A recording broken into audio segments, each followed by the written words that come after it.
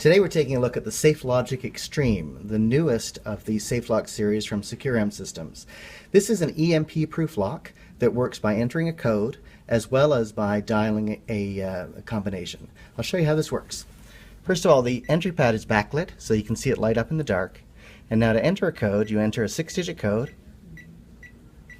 and the lock opens. Now we also have a unique feature in that you can dial a combination. And you dial a combination by raising this spin dial release, and now you can turn the dial in order to dial a combination. I'll get a close-up of that so you can see how that works. With the SafeLogic Xtreme, in order to dial the combination mechanically, you simply raise the spin dial release. You'll see that it is top lit, so it actually shines some light down onto the dialing combination gauge here. And you can see that 0, 10, 20, as you rotate this, you're rotating it to the dialing sequence. This dials just exactly the same as a regular mechanical lock. So I go 4 times left until I reach the first number of my combination, which is 50. And I think I'm at 4 now. So that's 50. Then I go 3 times right until I see 25. So that's once. Twice. On the third time, I'll stop at 25. And I'm at 25.